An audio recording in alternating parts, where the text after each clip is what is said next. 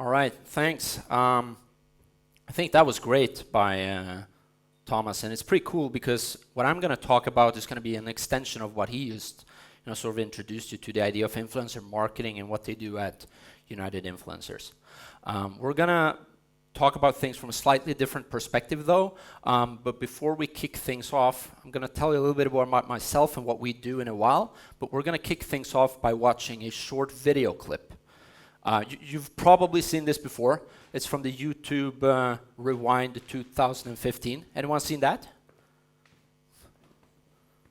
A couple of folks. All right, but I want you to do, as you're watching the video, and we're going to make sure that we have sound here as well, it's to pay attention and see if there's anyone you recognize in the video. Let's see. Is there sound somehow, or is it through the HDMI cable? Okay, cool. Right, let's see.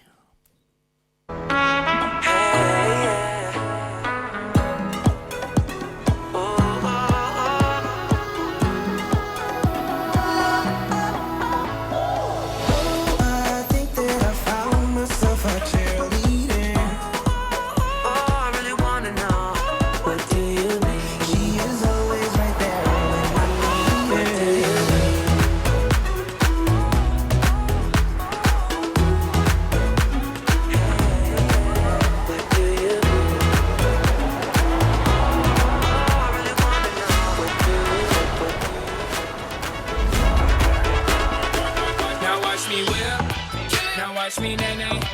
Now watch me whip. Watch me, nay, nay. Do the stank, yeah. Now I mean yo. Now break your legs. Tell them break your legs. Now watch me whip.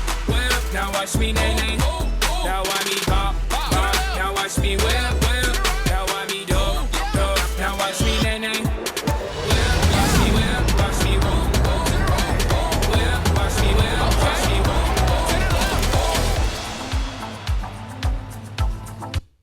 Pretty cool, right? Flew in 120 people, I think, from 26 countries to record this video. Keeps going like this for, I think it's 6 minutes.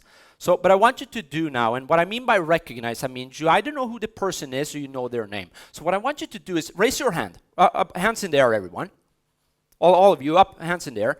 And what I want you to do is keep your hand up if you recognized one person in this video. And keep your hand up if you recognized 2 people in this video. Mashable guy, of course. More than 5 people. There's none. So there were 25 people in this video. Again, it keeps going for 7 minutes. There's, I think, a little over 100 people. The thing is, and the point is that you should recognize some of these guys, maybe, because all of them are celebrities. All of them are famous. We're going to get back to that in a second, and I'm going to tell you why it makes total sense for you not to recognize every single person or not even one. First, we're going to talk about macro trends. So, my background is at Spotify, where I've been for the last 4.5 years. No longer at Spotify, but been there for 4.5 years. The entire recorded music industry is $15 billion. Can anyone guess what this number represents and what this number is? It is not what they paid Zlatan to join United Influencers. Neither is it what they paid Persbrandt. Can anyone guess what it is? It's what the world spent on advertising last year. $600 billion. That's roughly 20 times bigger than the entire recorded music industry. $600 billion. Quite a lot of money. This number, $150 billion, is what the world spent last year on digital advertising. So roughly 25%. Took 20 years to get to this point. 20 years of online marketing to get to roughly 25% spend of the global advertising revenue. So the point is that in just the next 4 years, that number is going to double. So $300 billion will be spent on digital advertising. Quite a lot of money. And if you look at sort of the forecasts and you see what the experts say, they believe that 70% of the roughly $300 billion will be spent on mobile. Not really a surprise, I think, because that's where the attention is, that's where people are, that's where the eyeballs are. Advertising dollars tend to sort of move where people pay attention, to Thomas' point earlier. But here's like what I think is interesting. So you have not only like TV, you have print, you have even radio and broadcast. All the analog stuff, it's going digital. But not only that, you also have a shift from desktop to mobile. So banner ads, interstitials, creative ad formats, even video is going from desktop in the browser to your phone. And what's interesting is when you look and sort of analyze where people spend their time online today, in their phones, they only spend 9% of the time in the mobile web browser. So 91% of the time spent inside other apps. You can probably relate, you know which those apps are. That's where people are spending their time. And advertising dollars tend to sort of follow where the eyeballs are, right? So that's an interesting challenge, I think. And it basically, it's pretty simple. We need to step up as marketeers and advertisers and creators. We need to step up our game. Can't really see the entire screen here, but there it is. So Facebook was launched 12 years ago. These are another set of apps. You may recognize some of them you may not recognize. The point here is pretty simple. There's 9 apps here that people use to communicate with their friends, where they spend time in their phone. 8 out of these did not exist, or did exist but didn't really have any users just 4 years ago. So to me, it's likely and probable that there's going to be a different set of apps that people will use to consume content, to interact with their friends, to spend their time in the next 4 years. You have a couple of nuances. It's interesting that we saw Periscope launched just a year ago. That's where people hang out now. You have some other here that you maybe haven't seen. Who knows? I don't know if this is where people are going to spend their time in 3 or 4 years from now. I don't think anyone knows. But the bottom line is pretty simple. I think the $200 billion, 70% of $300 billion, will be spent in your phone, in apps, on new platforms that are yet to exist, on ad formats that are yet to be invented. And even if people stick around on these other platforms that you've just seen, the formats are going to change and the rules are going to change. So, step up your game. I think, or we believe, and I think, a couple of you guys that work with United Influencers here tend to agree that we believe that it's likely to be centered around people. I don't know what the formats look like. I don't know if it's streaming video or Instagram or tweets or whatever it is, but it's likely to be centered around people. And people now, just to Thomas' point, they have more publishing power than the most powerful media company in the world had just 20 years ago. Could argue even 5 years ago or even today. So we believe that the future media powerhouse will be made up of creative individuals with extraordinary influence in long-tail niche verticals. This is slightly different from what United Influencer does. It's to the very same idea of where the world is going, but a slightly different approach. So that's what I want to talk about today. And we talk about the future of media. I think it's happening right now. There's been, you recognize that face? This is 9 people that are famous, that are celebrities. I think that there's, we're going to see in the next probably 4 or 5 years, 20 years, I don't know, it's going to be, death of Hollywood. Not death in a sense that we will stop making movies, but I think the Hollywood celebrity will go away. What you see here is a survey where they've measured influence among teenagers and millennials in the US, people between 13 and 18. And they've asked questions about, approachability, how relatable they are, how authentic they are, trustworthy, emotional connection. They take all these variables and they score people. And what you will see here is that top 5 spots, online creators, YouTube stars. Ironically, Paul Walker is on the 6th position here. He's no longer alive. 7th spot, Jennifer Lawrence. She doesn't have an Instagram account, or Periscope, or YouTube, or Twitter. She's not online. And that probably, plays to her advantage. That's probably why she's in the top 10 here. And then you have, Katy Perry there and a couple of other celebrities, top 20. And when you ask people why, they prefer Ray Williams Johnson, which you've probably never heard of, compared to Johnny Depp, which you all know and recognize. It's because they are more approachable, they are more authentic, they are more trustworthy, they're more relatable. When you ask people, they say, they're like me.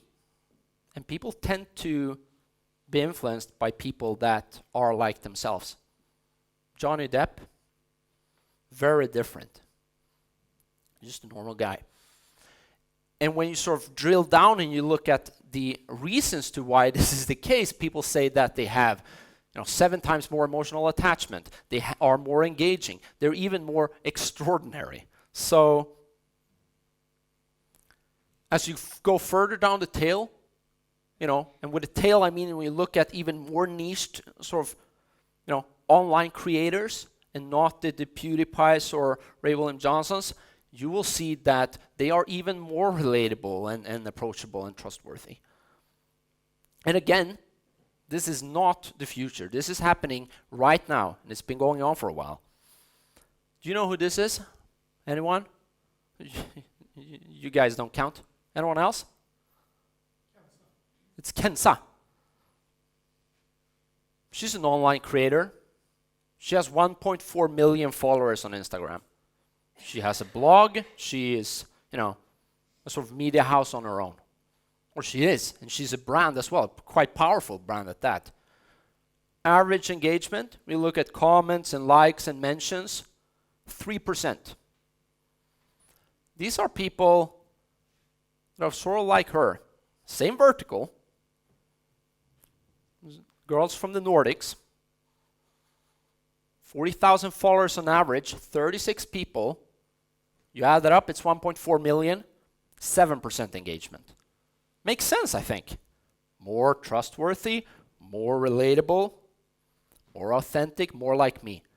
Even closer relationship with their audience. And I think it's getting more and more complex. You mentioned Justin Bieber, 2008. Everyone knows who this is. This was the online star of 2008. It's made him famous. Video is still uploaded on YouTube if you want to go check it out. Pretty good stuff. You know who this is? Not his name, but you know who it is, right? A Star Wars kid.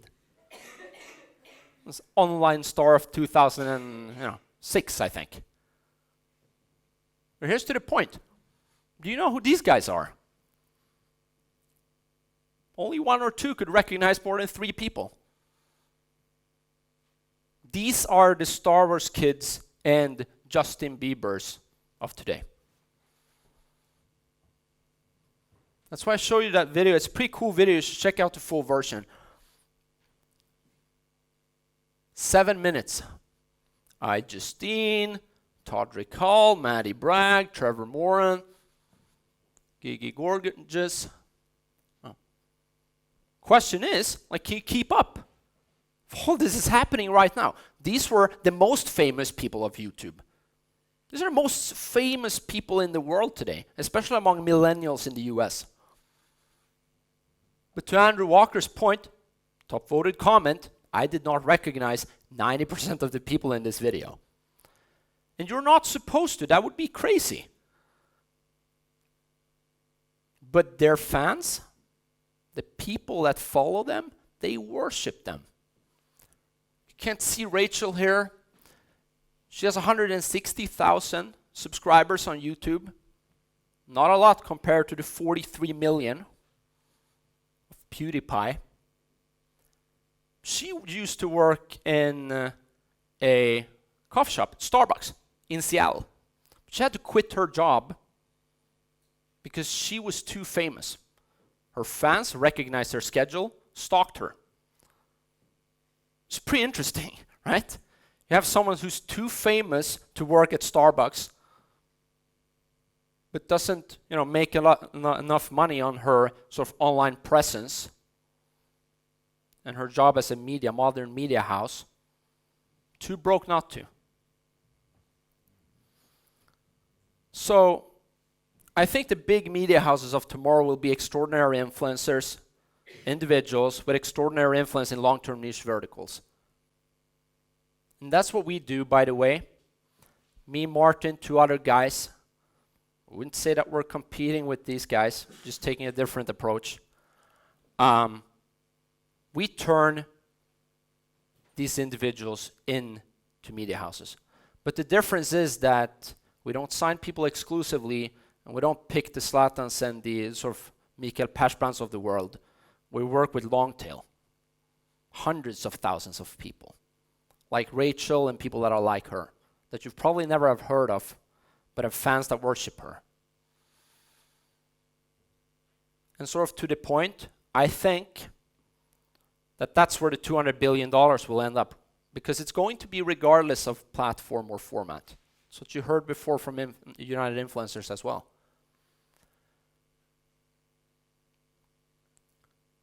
So you heard what influencer marketing is. I don't really like the term, to be honest. I think of it as, the future of brand marketing. I think it's a much better term. It's happening right now. Anyone here work at Splay? GoSnap? Good. But you heard the sort of debate that was going on a couple of weeks ago about influencer marketing, especially in that industry. This doesn't work. Like you can't throw money at someone and have them to go represent your brand. I don't think it works this way. This is not brand marketing in a way where McDonald's would like to be perceived. I think it's disgusting. I'm sorry, no offense if you know this guy. It's very popular. A lot of likes, a lot of comments, but if you look at the discussions here, this is an ad, you're a sellout, something, Cheftsmell, I don't think it's approachable. I don't think it's authentic. I don't think it's trustworthy. And neither is it aligned with the brand identity of McDonald's. And, people are smart. You ask a teenager today whether they know something is sponsored or not, they'll tell you gut feeling. People know. This is the very opposite of, I think, what influencer marketing and modern brand marketing should look like. It was 2 years ago, so they've probably stepped up their game by now. Still, this is happening right now. So, to me, I've worked at Spotify. I used to work at King, a gaming company that made Candy Crush and 100 other games before that. We saw that, real organic growth, 80% of the growth of Spotify took from 3 million active users to close to 100 million users, 4 years. 80% of that driven by word of mouth. People that love the product tell other people that they should try out the product. You're not convinced at the first sort of time you've told, but with frequency you win a lot of people. And I think that's the holy grail if you're able to replicate that. If you're able to take not the most influential people to represent your brand, but to find your biggest brand ambassadors that are also influential, turn them into advocates, that's where you should spend your marketing dollars. I couldn't think of a better return on investment. So we're going to look at something we did. This is very fresh. It was last week. Super Bowl was just 2 days ago. So we teamed up with Uber. So you know Uber? Uber in the US. So we teamed up with Uber And I talked to them and I said, you know, you're going to launch this thing in time for Super Bowl, and instead of spending $5 million on a commercial, which they easily could because they have like $1 trillion in funding, so they could have easily have purchased the entire Super Bowl if they wanted to build brand marketing. But that's not what a modern company, modern brand builder like Uber does. They find a different angle because they, like Spotify, like King, and a bunch of other companies that are seeing tremendous success building modern brands, driving organic growth. They know that there's a smarter way to do it, and it's to do it through your most loyal fans and amplify discussions that are already taking place. Do you know what Puppy Bowl is? Puppy Bowl it's been going on for 12 years. It's like Super Bowl, but for puppies. So get a bunch of puppies together, you have parrots commenting, Geico the Gecko sponsoring. It's been going on for 12 years. This is a way for Animal Planet to sort of hijack the attention that's going on in time for Super Bowl. Over 100 million people watched Super Bowl 2 days ago. So Uber teamed up with Animal Planet to bring you puppies on demand. And that's exactly what it sounds like. So, Uber, special mode in the sort of app, press a button. If you're lucky, car will arrive with puppies. You can play with the puppies, and they can play with each other. It's $30. Money goes to charity. Animal Planet doubles. So $60 in charity to each person that requests a ride. Does it exceed expectations? You can adopt the puppies if you see one that you like. This is something that gets people talking. So, you look at the sort of word-of-mouth checklist. Is it easy to talk about? Does it feel good to share? Does it evoke a sense that the world is an amazing place? Does it start a conversation? Is it relevant to a core target segment? And will it exceed your expectations? I think, it's yes on all these questions. So pretty good. That's something that you want to blow up. So magic formula, you take puppies, you take Super Bowl or anything with big cultural relevance. It's all for a good cause. That feels like a winner. But the question is, how do you then, when you have something like that you know that people are going to talk about, that's going to build your brand, it's all for a good cause, how do you get the word out? So we said, what you can do is go, and they did that as well.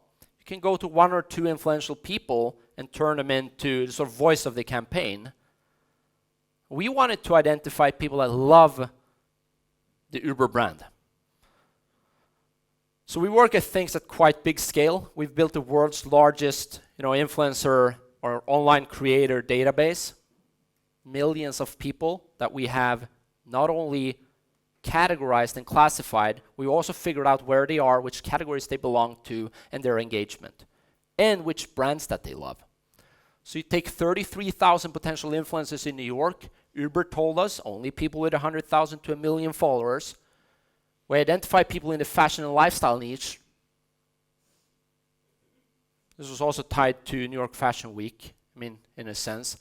You take those with highest engagement, you find the people that love the Uber brand, and you're left with 259 people. But think about it, their scale. Bigger than any other online celebrity combined. Bigger than Beyonce. And this is what it looked like. So, again, I think this is really important. Here are the guidelines. Here's the sort of overall message.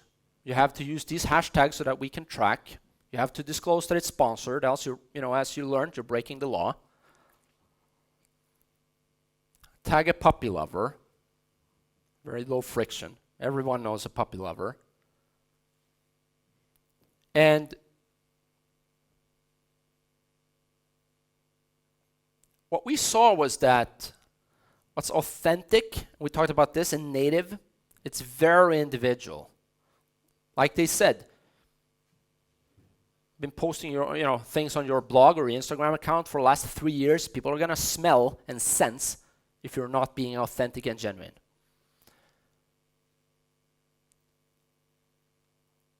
And this is what it sort of looked like. You can't tell which one of these that is, an ad.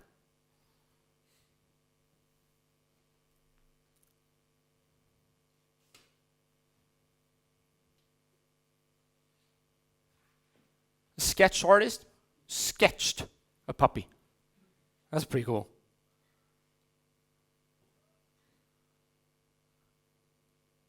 Because that's what native and that's what's authentic to her. She would never post any of these other pictures. You look at the sort of brand that she's building. It's her style. Colorful Courtney.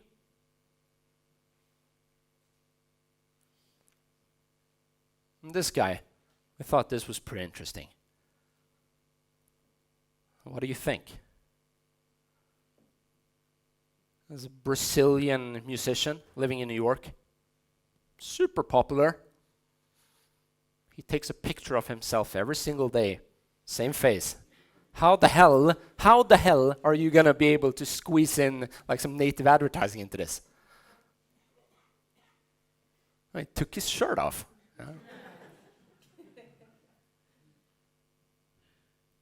And he's smiling for the first time in years, probably. Can you guess which one of these have the highest engagement? It's this one. It's not, well, maybe it is, because he's smiling and took his shirt off. Here.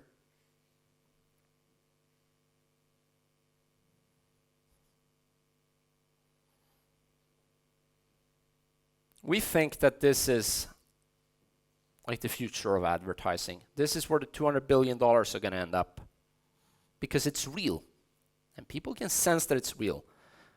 Within minutes, thousands of people were engaging, tagging their friends, showing their support. Quickly became top trending hashtag in the entire US. A lot of organic, eyeballs and reach at that. A lot of earned media still exists. And here's, sort of final takeaway. The sponsored posts had more engagement than these people's organic sort of baseline. So these are ads that are yielding higher click-through rates than the original content. So 10 million people reached, close to 200,000 likes, a lot of mentions, and bottom line, all while engaging and supporting the biggest brand ambassadors and building brand equity with full control. 40% of reach from the entire campaign from the media powerhouses of tomorrow. That's what we do, relatable. We amplify word of mouth to drive brand marketing with your most influential brand ambassadors. And if you want to continue the discussion, talk, maybe we can come up with something, work together, talk to myself or Martin. Thank you.